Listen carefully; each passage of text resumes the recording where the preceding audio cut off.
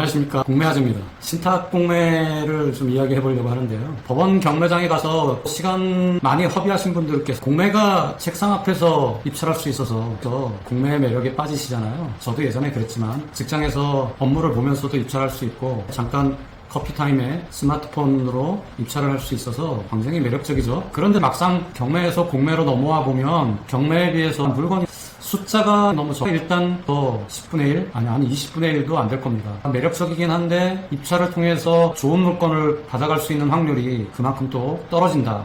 이런 이야기들을 많이 하십니다. 그런 것들을 이제 보완하기 위해서 필요한 게 신탁공매에 대한 이해가 있어야만 합니다. 그런데 신탁공매가 사실 많이 알려져 있지도 않고 또 그거에 대한 권리 분석을 이야기해주는 유튜버들이 적다 보니까 많은 분들이 독학을 하면서 신탁공매를 접근해 가는데 한계가 있어서 힘들어 하시는 부분들이 있습니다. 그래서 오늘은 신탁공매를 시작하면서 첫 번째는 신탁공매의 위험성에 대해서 설명을 드리고 두 번째는 신탁공매 구조에 대해서 한번 이야기를 해보겠습니다. 신탁공매의 무서운 점을 이해하지 못하시고 무조건 한번 낙찰받아 봤는데 별다른 문제가 생기지 않더라고. 그러니까 가격은 싸지고 매력적이다라는 생각만 하실 수가 있어요. 그런데 사실 신탁공매에 지뢰가 숨겨져 있습니다. 지뢰 탐지기 없이 지뢰밭을 지나갔는데 무사히 지나갔어요. 이게 더 무서운 일이죠. 왜냐하면 두려움이 사라졌기 때문에 그 다음에는 지뢰밭에 무턱대고 들어가시는 분들이 생긴다는 거죠. 그러면 안 됩니다. 듬성 지뢰밭이라고 생각하셔야 됩니다. 지뢰밭이긴 지뢰밭인데 지뢰가 많지 않아요. 신탁공매에 지뢰밭이라는 사실을 인지하지 못하고 그냥 모르고 낙찰 받았는데 아무 일 안 생기신 분 더 위험합니다. 이제 위험성을 잊어버리고 뭔가 자신감이 붙으면서 지뢰밭을 막 들락거리게 되고 그러다 보면 아주 듬성 있는 지뢰를 밟을 수 있는 확률이 높아진다는 것입니다. 자, 신탁공매는 신탁사가 담보로 잡았던 담보물을 매각하는 일반 매매입니다. 그런데 왜 신탁공매가 되었느냐? 신탁사 매각이 온비드에서 하다 보니까 신탁사 공매 이렇게 됐는데 사실은 일반 매매라고 보시면 맞습니다. 그런데 조건이 걸린 매매예요. 신탁공매 물건은 공고문이 항상 첨부되어 있죠. 공매 공고보기 버튼을 클릭하시면 매각 공고문이 파일로 붙어 있습니다. 그 파일을 열어보면 거기에 A4 용지로 신탁사들이 조건을 붙여서 매각을 하고 있습니다. 이 조건을 완벽하게 이해하셔야만 한다는 사실입니다. 자, 위험성을 한번 설명드려 볼게요. 첫 번째, 신탁재산에 엮여있는 세금 체납 문제를 정확히 이해하지 못하시면 세금 체납 문제를 또 안게 될 수도 있습니다. 세금 체납 문제는 사실 등기만 확인하면 됩니다. 등기에 세금 체납에 관련된 압류 등기가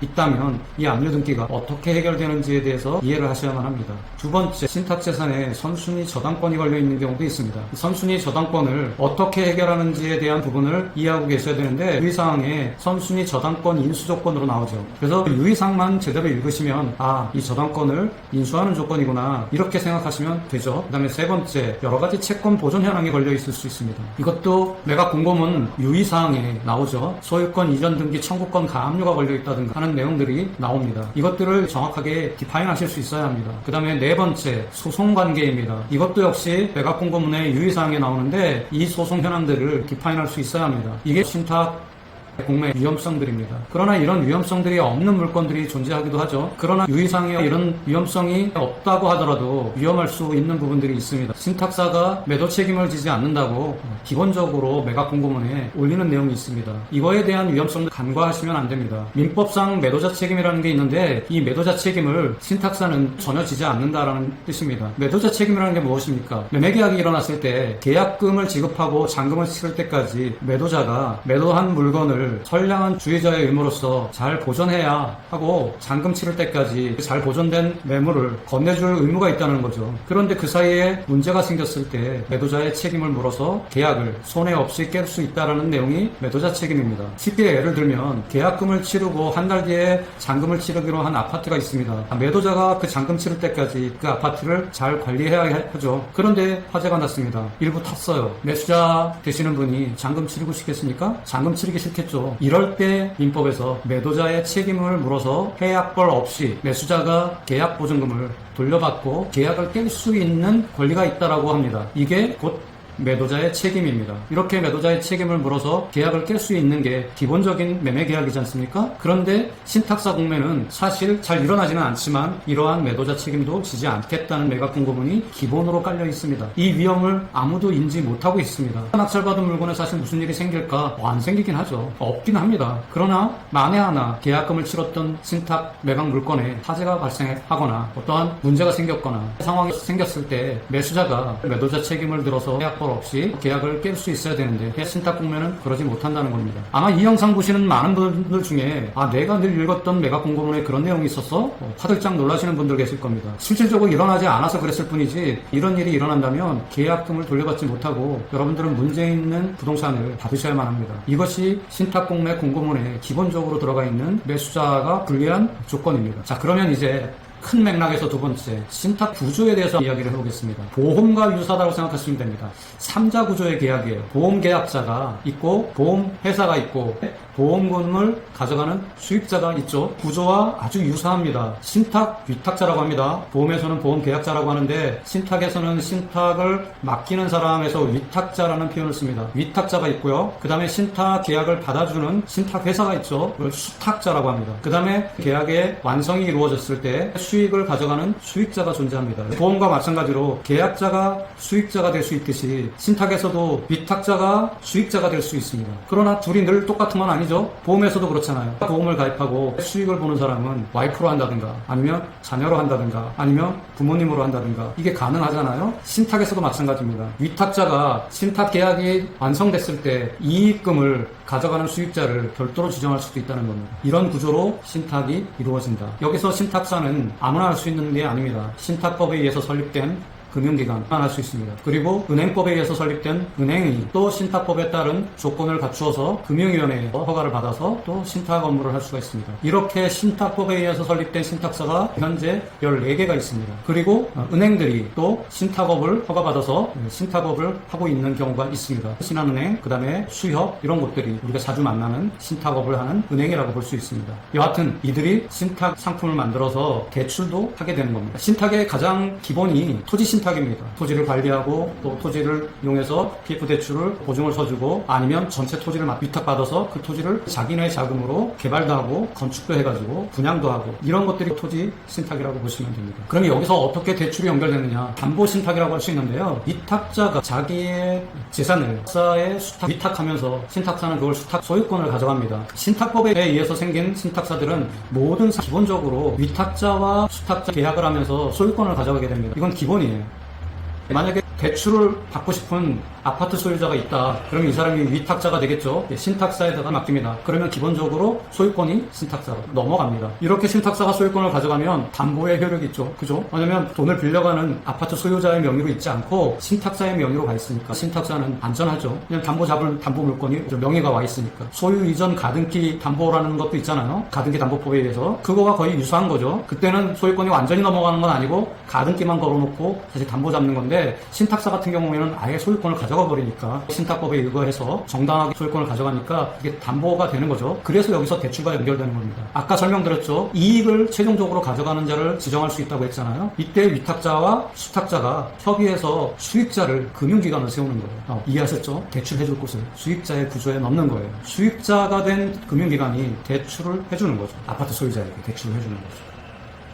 은행과 대출을 하면 당사자 간의 대출금이 왔다 갔다 하잖아요. 근데 여기는 신탁사가 하나 끼어서, 왜냐면 신탁 상품을 이용해야 되니까 신탁 계약이 이루어지고 소유권이 신탁사로 넘어갑니다. 그리고 최종적으로 계약이 완성됐을 때 수익을 가져가는 수익자 구조에 대출 금융기관을 집어넣는 거예요. 그래서 수익자, 우선 수익자라고 합니다. 우선 수익자라는 개념은 대출 금융기관이 여러 개로 컨소시엄을 만들 수도 있기 때문에 그렇습니다. 100억을 빌리려고 하는 채무자가 신탁사랑 계약을 해서 100억을 빌리겠다고 하면서 100억에 이상 되는 담보물을 신탁사 명의로 돌리면 신탁사는 충분히 100억을 대출할 수 있는 상황이겠죠. 150억짜리 빌딩을 받고 100억을 대출하는 일은 그리 어려운 일이 아니잖아요. 이럴 때 신탁사가 직접 대출을 하는 게 아니고 수익자를 끼워 넣는 거예요. 은행도 가능하고 또 저축은행도 가능하고 또 대부업체도 가능합니다. 어디든 대출을 해줄 곳을 끼워 넣는데 이때 신용협동조합 이런 것들도 들어올 수가 있어요. 근데 신협 같은 경우에 한 개의 신용협동조합이 100억을 대출하기는 부담스러울 수 있잖아요. 그럴 때 3개의 신용협동조합이 컨소시엄을 만들어서 대출해주는 금융기관 수익자의 구조에 들어올 수 있는 거죠. 이럴 때 1수익자, 2수익자, 3수익자 이렇게 구분이 되는 거죠. 주가 되는 신용협동조합이 1수익자가 되겠죠. 이렇게 1수익자를 우선수익자라고 부릅니다. 그래서 신탁공매에 우선수익자, 우선수익자는 용어가 나오는 거죠. 자, 이해되시죠? 이렇게 되면서 자, 3자 간의 계약이 이루어지는 거죠. 위탁자가 수익자면 둘만의 관계로 신탁계약이 이루어지지만 이렇게 수익자가 별도로 있는 경우에는 3자의 신탁계약이 이루어지는 거예요. 이 신탁계약서가 여러분들이 흔히 얘기하는 신탁원부라고 부르는 겁니다. 가까운 등기소에 가면 신탁원부도 같이 발급받을 수 있습니다. 신탁 원부 발급도 가능하다. 신탁 이 구조에서 수익자는 대출금을 대출해줬다가 부실이 나는 경우에 신탁사가 명의 가져와 있는 이 재산을 팔아서 받는 구조로 계약이 되어 있는 거죠. 은행과 대출 계약을 할 때는 근저당 설정을 해서 대출을 받고 문제가 생겼을 때 근저당권자인 금융기관이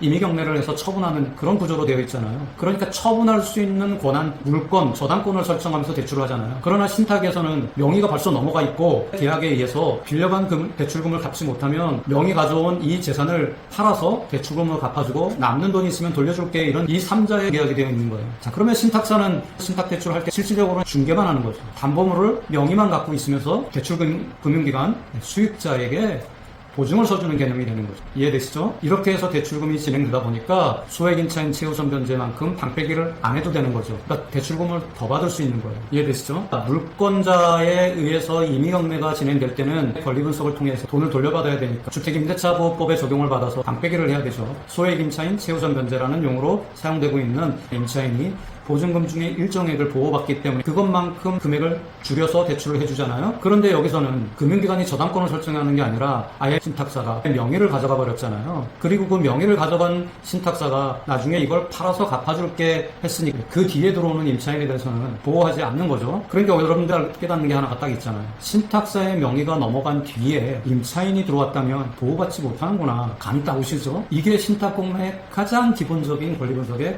핵심입니다. 여러분들이 신탁사라고 입장 바꿔놓고 생각해보세요. 임차인이 들어있는 담보물을 가지고 와서 신탁대출을 받겠다고 하시면 여러분들은 어떻게 하시겠습니까? 거절하시겠죠? 그런데 여기도 또 이런 경우는 있습니다. 10억짜리 아파트에 5억짜리 임차인이 들어있습니다. 갭이 15억이나 돼요. 그런 아파트를 들고 와서 신탁대출로 10억만 대출합시다. 그럴 땐 또 신탁사도 또 받아들일 수 있겠죠. 이렇게 될 때는 사자 간의 계약이 됩니다. 임차인까지 포함된 계약이 된다는 거예요. 그러면 신탁 원본을 떼어보면 거기에 임차인이 명시되어 있죠. 자, 신탁 계약하는 이 부동산에 선순위 임차인이 있는데 임차 보증금이 5억입니다. 이걸 3자가 다 인지하고 이 계약을 합니다라고 적혀 있겠죠. 이렇게 성립되는 계약도 있을 수 있습니다. 자, 그러면 이렇게 성립된 계약에 의해서 나오는 신탁 공매 물건이라면 공매 공고문에 적혀 있겠죠. 우리가 처음에 계약할 때 5억이 임차인이 있었어. 그리고 우리가 그걸 다 인지하고 계약을 했어. 그러니까 이 공매물건 입찰하려고 하는 사람은 선순위 임차인 5억 있는 걸 인수하고 사는 조건이야 라고 공매 공고문에 내놓는다는 거예요. 이해되시죠? 아주 상식적인 문제입니다. 자, 그러면 신탁 공매물건을 들여다볼 때 공매 공고문에 열어서 읽어봤는데 임차인에 대한 이런 방법의 언급이 없습니다.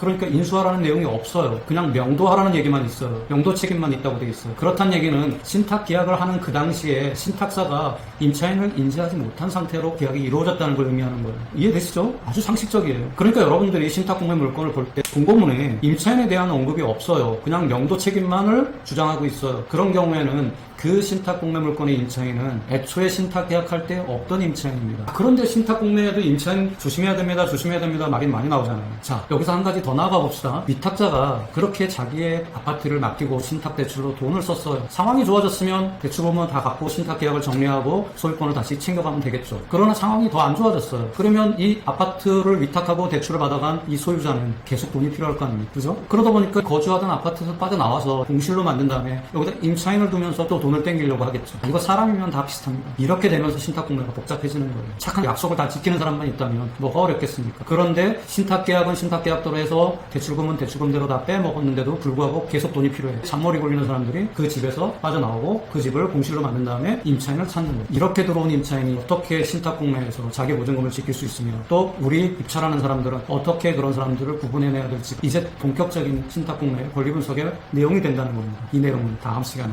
또 자세히 설명드리도록 하겠습니다. 감사합니다. 도움이 되셨나요? 여러분들이 신탁 공매 잘 이용하시면 증세 시장에 이를 통해서 좋은 가격에 부동산을 낙찰받을 수 있는 길이 열린다는 거 명심하시고 신탁 공매를 더욱더 열심히 한번 공부해 보시기 바랍니다. 감사합니다. 안녕하십니까, 공매아재입니다. 신탁공매 첫 장을 열었었는데 두 번째 시간 신탁공매 어떻게 하면 잘할 수 있을까 한번 생각해 보겠습니다. 경매든 압류공매든 신탁공매든 가장 중심에 두고 분석해야 될 사람이 임차인입니다. 임차인 외에는 여러분들에게 아픔을 주는 그런 권리는 없습니다. 누누이 말씀드리지만 경매나 압류공매에서 권리 분석을 하는 가장 핵심적인 이유는 주택임대차보호법, 상가건물 임대차보호법이라는 이런 특별한 법률에 의해서 보호를 받고 있는 임차인이 있기 때문입니다. 그 임차인이 없다면 당해세를 무서워할 겁니까? 법정기를 무서워하겠습니까? 다 필요 없는 이야기죠. 여러분들은 절대로 타인이 진 빚을 떠안거나 타인이 체납한 세금을 떠안는 일은 법률적으로 존재하지 않습니다. 남이 진 빚과 남이 체납한 세금을 내가 경매나 공매 낙찰받았다는 이유만으로 대신 떠안게 되는 일은 안 생긴다는 얘기입니다. 근데 소장님 왜 당해세를 그러면 중요하게 여기고 법정기를 따지고 이런 거 왜 합니까? 우리가 떠안는 것도 아닌데 왜 우리가 그걸 해야 됩니까? 그 사이에 임차인이 끼어 있기 때문입니다.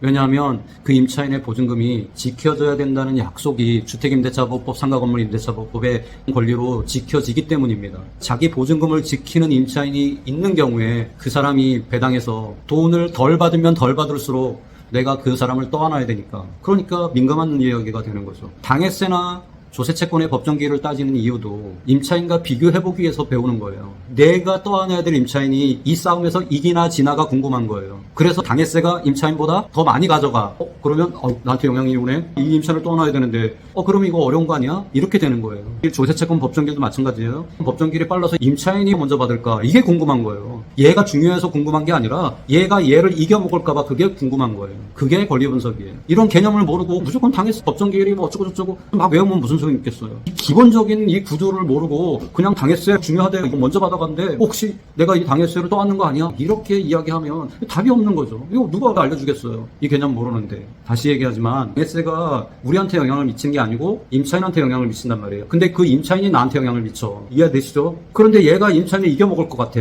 그러면 이거 나한테 영향 오잖아요. 내가 얘를 떠안아야 되는데. 그래서 하는 거예요. 근데 이 물건에 당해세가 혼자 존재, 법정기일 빠른 조세채권이 혼자 존재, 임차인은 없어. 그러면 볼 필요 있어요? 얘가 나한테 영향을 안 미치는데 얘는 나한테 영향을 못 미친다. 근데 임차인이 나한테 영향을 미친다. 근데 임차인이 없어. 얘 혼자 존재해. 그럼 얘가 나한테 영향을 미쳐요? 안 미쳐요? 안 미친단 말이에요. 그러니까 권리 분석이 의미가 없는 거예요. 아직도 이해가 안 되십니까? 더 쉽게 이야기해볼까요? 여러분 자녀가 있어요. 담임선생님한테 연락이 왔어요. 오늘 학예가 이루어진대요. 선생님 오늘 제 딸내미가 나오나요? 앞에서 율동하나요? 아버님 죄송한데 오늘 못 나와요. 그러면 제가 갑자기 관심이 확 사라지겠죠. 여기서 얘기하는 학예가 배당이에요. 내 자녀가 임차인이에요. 내 자녀가 이 임차인이 배당 요구를 안 했어요. 그러면 내가 이 배당에 관심이 생겨요? 안 생겨요? 안 생긴다 이거. 확 이해되시죠? 학예가 하는데 내 새끼가 무대에 안 선대. 그러면 학예에 가고 싶은 마음이 생겨요? 안 생겨요? 똑같은 거예요. 여러분들의 새끼는 누구다? 임차인이다. 근데 이 임차인이 배당에 오늘 없다. 그리고 남들만 하나 가지고 와 있다. 법정기일이 빠른 조세채권이 와 있고 당해세가 와 있고 신한은행이 와 있고 김아무개 씨가 와 있고 지네들이 낙찰대금을 어떻게 찢어발기든 나 무슨 관계가 있어. 관심 없죠. 배당표 볼 필요도 없는 거예요. 그냥 관심도 없어. 이게 권리 분석이에요. 자, 그런데 신탁에서는 어떻게 되냐? 전편에 설명드렸죠. 신탁 등기를 해서 위탁자의 재산의 소유권이 신탁자에게로 넘어가는 순간 이 아파트의 소유자는 누굽니까? 신탁사겠죠. 그런데 신탁사가 담보 잡은 아파트에 임차인을 넣겠습니까? 안 넣어요. 그렇게 할 수가 없도록 돼 있어요. 신탁법에. 명의만 가져갈 수 있게 돼 있지 실질적으로 사용할 수 있는 권리까지는 없어요. 그러니까 신탁 등기가 돼 있는데 거기에 임차인이 있다 그러면 이거 누가 임차인 넣겠습니까? 원래 소유자라고 주장하는 위탁자, 소유권을 신탁사에 맡긴 그 사람이 그 집을 비워서 거기다 임차인을 집어넣겠죠. 자, 그러면 이제 전편에 이어서 조금 더 상세하게 한번 가봅시다. 현실에서. 공인중개사에 전화하겠죠. 중개사님, 또 아파트 몇 동 몇 호에 세 놓고 싶은데 요즘 얼마 할까요? 라고 이야기하겠죠. 그러면 공인중개사님 뭐라고 묻습니까? 혹시 저당권 잡힌 거 있어요? 이런 걸 묻겠죠. 그러면 이분이 뭐라고 하겠습니까? 예, 제가 신탁대출로 대출 얼마 썼어요. 그러면 공인중개사님이 신탁대출도 대출인데 대출 쓴 아파트를 세줄 수 있을까요? 전세입자가 나타나면 뭐 좋겠지만 안 되면 월세 세입자라도 받으려고요. 이렇게 된단 말이에요. 그러면 공인중개사가 뭐라 그럽니까? 얼마쯤 쓰셨어요 대출? 네, 한 8억 5천 정도 썼는데요. 10억짜리 아파트에 8억 5천이나 대출 쓰셨어요? 이렇게 되는 거죠. 예, 신탁대출로 하면 그렇게까지 땡길 수 있어요. 그런 방법이 있구나 하면서 이야기가 진행된단 말이에요. 그러다가 사람이 하는 일이다 보니까 위탁자가 그거 명의가 지금 신탁사로 가 있지 사실은 제가 사용하고 제가 소유자 맞습니다. 그러니까 어떻게 세를 좀 잘 얻어주세요. 혹시나 보증금 많이 걸고 들어오는 사람 생기면 제가 중개수수료 따다 불러드릴게요. 이럴 때 공인중개사도 욕심이 생기거나 아니면 신탁대출이 무엇인지에 대해서 개념이 없는 분이라면 넘어갈 수도 있습니다. 세상에는 몰라서 잘못을 저지르는 사람도 있지만 알고도 잘못을 저지르는 사람들이 존재하죠. 근데 욕심이 죄를 낳는다 그러잖아요. 정상적인 보증금을 거는 사람들을 챙깁니다. 그래서 세상 처음 나와가지고 이제 신혼살림 차리는 젊은 사람들을 꼬드겨가지고 이 아파트 전세 시세가 6억인데 자네한테 4억에 준대. 이렇게 하면서 꼬시는 거죠. 어떻게 30평대에 4억짜리가 나왔어요? 이렇게 돼서 오는 거예요. 근데 세상 물정 모르는 사람이 왔으면 공인중개사가 어떻게 해야 됩니까? 등기 떼서 지금 현재 소유자 누구로 돼 있죠?